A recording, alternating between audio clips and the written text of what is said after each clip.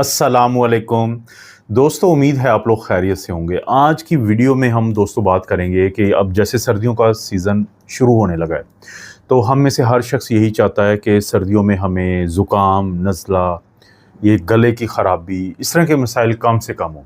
तो आज मैं आपको इस वीडियो में बताऊंगा कि अगर आप ये चाहते हैं कि ये जो सर्दियों के कुछ 4-5 महीने हैं, ये इस तरह के मसाइल में आप ना जाएँ ज़्यादा, तो 5 ऐसी आदतें हैं कि जो आपकी ज़िंदगी का लाज़मी हिस्सा हो।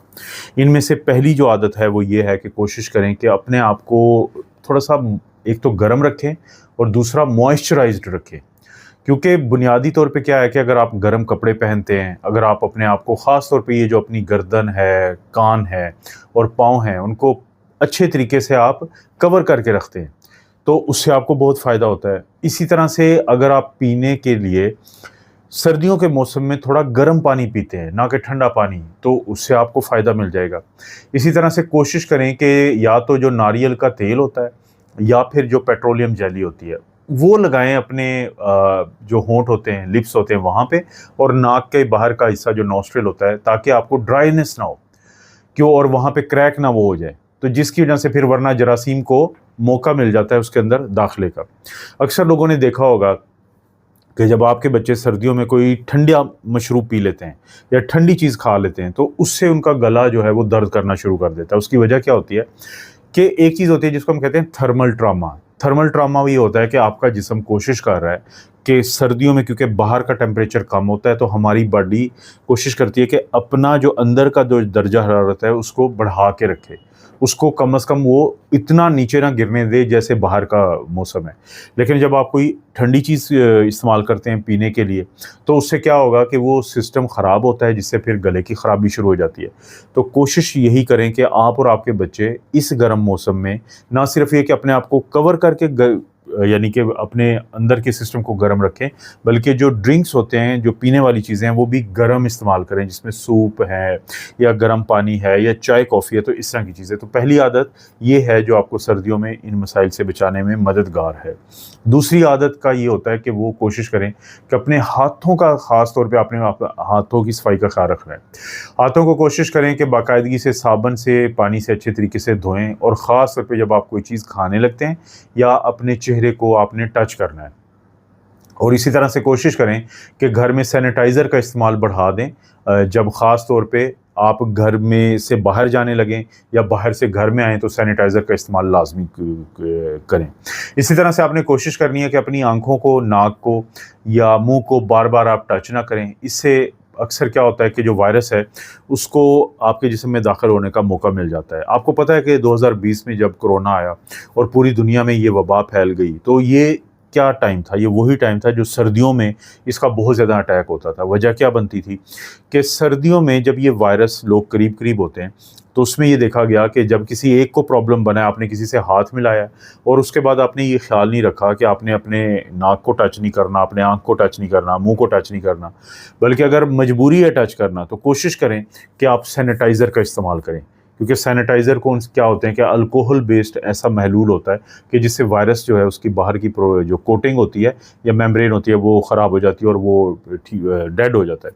या अगर आपको मजबूरी है अपने मुंह की तरफ हाथ लाना, तो आप उसकी बैक ऑफ योर हैंड से, ताकि अगर यहाँ पे वायरस लगा भी हुआ है तो वो ना पहुँचे। ये जो हाथों का, हाथ जो है वो कुल्ली का काम करते हैं। कुल्ली क्या होता है? जो रेलवे स्टेशन पे आपने देखा है कि सामान को लेके जाता है, पोर्टर होता है। तो इसी तरह से आप पोर्ट करते हैं, आप वायरस को दूसरों से अपनी तरफ बज़रिया हाथ लेके जाते हैं। इसलिए कोशिश करें सर्दियों में अक्सर दिन में अपने हाथों को साबुन से और पानी से धोते रहें, और ख़ास तौर पे जब आप किसी से हाथ मिलाते हैं या किसी महफ़िल में गए हैं, तो वहाँ पे आपने ख़ास ख्याल रखना है। तो ये दूसरी चीज़ अहम है। तीसरी जो आदत है कि आप कोशिश करें कि अपनी खुराक के ज़रिए अपने मुदाफ़ती निज़ाम को मज़बूत रखें।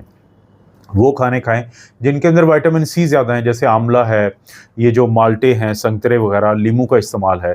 इसी तरह से वो खुराक खाएँ जिसके अंदर ज़िंक है, जैसे कि नट्स होते हैं, और इसी तरह से जो बीज होते हैं, और एंटीऑक्सीडेंट से भरपूर खाने भी आपने ज़्यादा इस्तेमाल करने हैं, जिनमें ग्रीन टी शामिल है या हल्दी का दूध शामिल है। अच्छा, अपनी खुराक में आपने सूप को इस्तेमाल करना है, और जो हर्बल चाय होती है, जैसे कि अदरक की चाय है, तुलसी की चाय है, शहद डाल के चाय के अंदर इस्तेमाल करें, काली काली मिर्च का इस्तेमाल करें। और इसी तरह से जैसे पहले भी बात हुई कि वो लिक्विड इस्तेमाल करें कि जो गर्म हो। और जो जंक फूड होता है, बहुत ज़्यादा मीठा खाना होता है और बहुत ज़्यादा जो ठंडे खाने होते हैं, या ख़ास तौर पे पीने वाली जो ठंडी चीज़ें होती हैं, तो वो आपने कम से कम इस्तेमाल करनी है। तो बजाय इसके कि आप कुल्फ़ी का इस्तेमाल करें, तो आप कोशिश करें कि सूप का, जैसे मैंने पहले ज़िक्र किया, या यखनी होती है घर में, वो पिएँ। तो ये जो जितने भी मैंने आपको खुराक बताई है, ये आपका मदाफ़ती निज़ाम को मज़बूत करती है।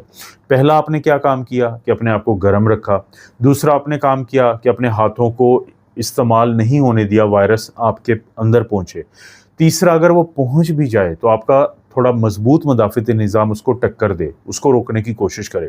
और जितना ज़्यादा मज़बूत होगा, उतना जल्दी वो वायरस को या जरासीम को भगा देगा। आपने देखा कि शुगर के मरीज़ों को बहुत नुकसान हुआ कोरोना के दिनों में। क्यों हुआ?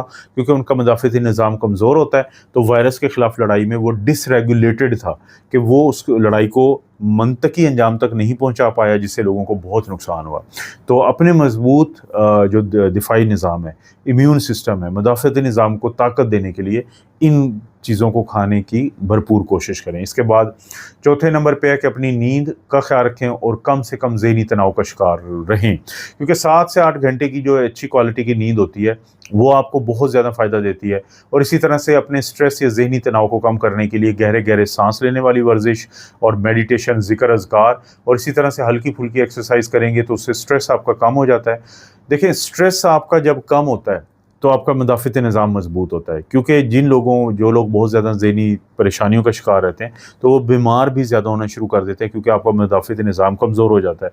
तो जब स्ट्रेस लोग ज़्यादा लेते हैं, नींद पूरी नहीं करते, तो उनके अंदर कार्टिसोल नामी वो हार्मोन बढ़ता है, जो शुगर को बढ़ाता है, कोलेस्ट्रॉल को बढ़ाता है, कि जिसका नतीजा फिर आपके जल्दी बीमार होने में और बीमार होने के बाद देर से ठीक होने में निकलता है। तो इसलिए कोशिश करें कि नींद पे कंप्रोमाइज़ ना करें। और सर्दियों में तो कहा जाता है कि आप नींद को बहुत अच्छे तरीके से पूरा कर लेते हैं, क्योंकि आपको टेम्परेचर का मसला ज़्यादा नहीं होता ज़्यादातर।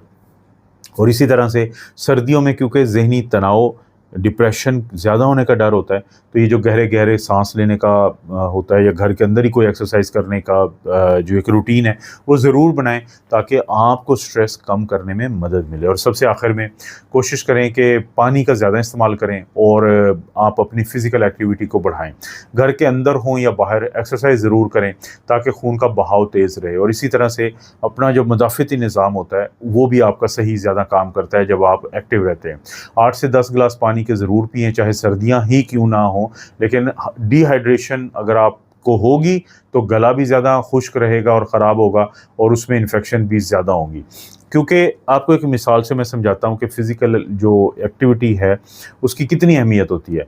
वो लोग जो पाकिस्तान से अमेरिका अगर डायरेक्ट फ़्लाइट हो, जिसके चांसेस कम होते हैं, लेकिन फ़र्ज़ करें कि पाकिस्तान से अमेरिका या कनाडा डायरेक्ट फ़्लाइट होती है, तो वहाँ पे उनको समझाया जाता है कि आपने फ़्लाइट के दौरान आपने हर कुछ देर के बाद उठ के ज़रा वॉक करनी है। तो ये क्यों कहते हैं? क्योंकि जब आप घंटों, क्योंकि ये बड़ी लंबी फ़्लाइट होती है, आप घंटों जब सीट पे बैठे रहेंगे तो आपकी खून की सर्कुलेशन कम होती है, और जब खून की सर्कुलेशन कम होती है, जिसको ब्लड स्टेसिस कहते हैं, तो उससे क्लॉटिंग के या खून के लोथड़े बनने के चांसेस ज़्यादा होते हैं। इसलिए कोशिश करें कि जब आपको सर्दियों में, गर्मियों में तो हम थोड़ी थोड़ी देर बाद कहीं ना कहीं निकलते रहते हैं, काम के लिए जाते रहते हैं, लेकिन सर्दियों में लोग घरों में रहते हैं, अपने बेड्स में रहते हैं।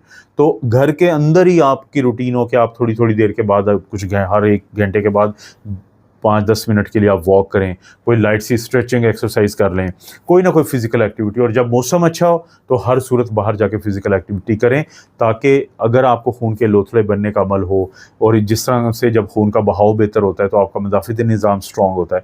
तो जब आपको नज़ला ज़ुकाम हो भी जाए, तो मज़बूत मदाफ़ती निज़ाम, खून के अच्छे बहाव की वजह से जो मजबूती मिलती है, तो उसे बहुत आसानी से इसको कवर कर लेता है। तो दोस्तों, ये वो 5 आदतें हैं जो आपकी मदद करेंगी इन सर्दियों में कम से कम बीमार पड़ने में, ख़ास तौर पे नज़ला ज़ुकाम, खांसी और गले की जो बीमारी होती है, वो आपको कम तंग करेगी। इस तरह की वीडियोज़ मैं बनाता रहता हूँ। वीडियो को लाइक करें, चैनल को सब्सक्राइब करें, अच्छे से कमेंट करें, शेयर के काबिल तो ज़रूर शेयर करें, और इस तरह की वीडियोज़ आपको बाद में भी मिलेंगी।